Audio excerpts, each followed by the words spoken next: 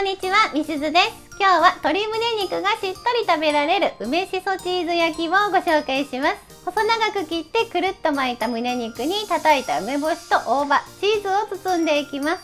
材料はこちら。胸肉しっとりにするためにお酒を加えることと、あと片栗粉で全体をまとめることと、弱めの火でバター焼きしていきます。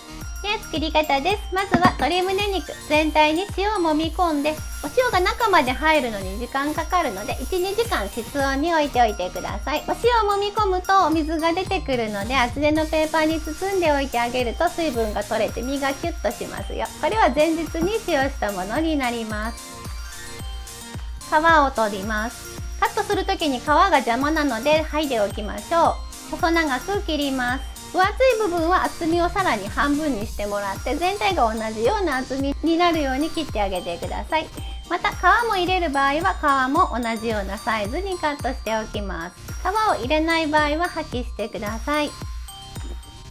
こんな感じで厚みを半分にして細長く切っていきます。大葉を切りましょう。大葉は10枚。芯を取って葉を半分にカットして端から細切りします。大葉の代わりにネギなどでもいいですよ。チーズも切りましょう。チーズは 65g。 小さめにカットしていきます。今回はキャンディーチーズを1個を4つに切っています。切り方はお好みでどうぞ。またナチュラルチーズを使うと溶け出てきやすいので、プロセスチーズの方が使いやすいです。梅干しも叩きましょう。これは自家製の梅干しを使っています。種を取ってもらって実を叩きます。市販の練り梅などでもいいですよ。これで出来上がりです。では全てを混ぜていきましょう。胸肉をボウルに移してくっつけるために片栗粉を大さじ6杯と、あとしっとりさせるためにお酒を加えます。あと味付けでお醤油ですね。全体に混ぜていきます。片栗粉の糖質量が気になる方はちょっとこれを減らしたいと思うんですけれども、片栗粉を減らすと、まとまり方がいまいちでうまく丸まらなかったので、これぐらい大さじ6杯ぐらいは入ってた方がまとめやすいですよ。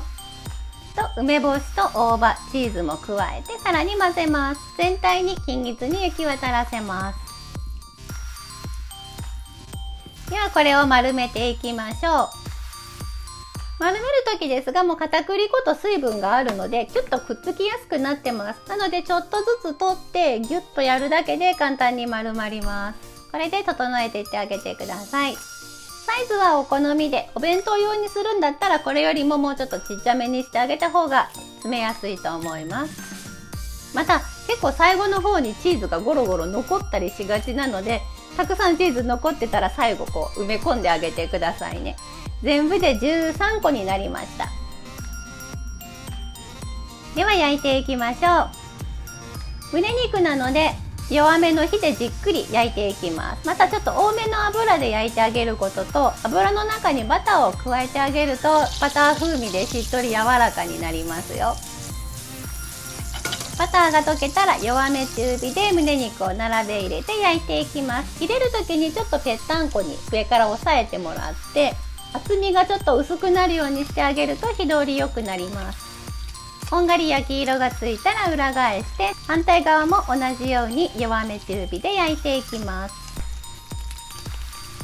一度に全部は入らなかったので、ここで隙間ができて残りの3つを入れました。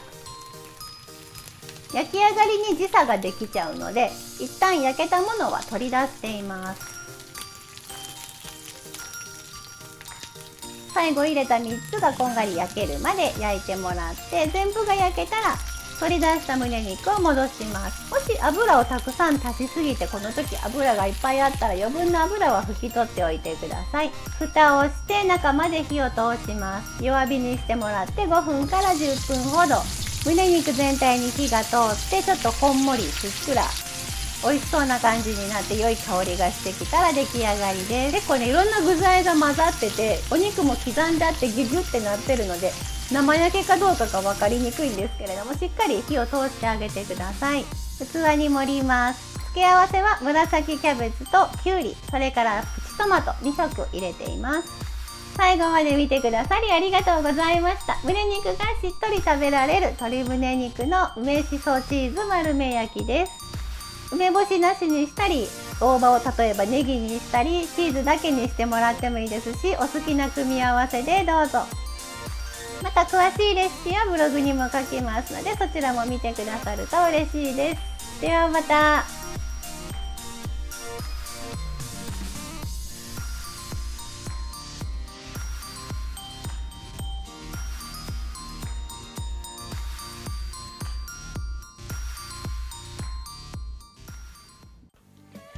作ってみたいと思ったらぜひチャンネル登録と高評価をお願いします。このチャンネルはお砂糖みりんなしレシピを載せています。詳しいレシピはすべてブログに書いてあります。また見に来てくださると嬉しいです。Twitter、Instagram、TikTok なんかもやってます。こちらもぜひ覗いてみてね。それではまた。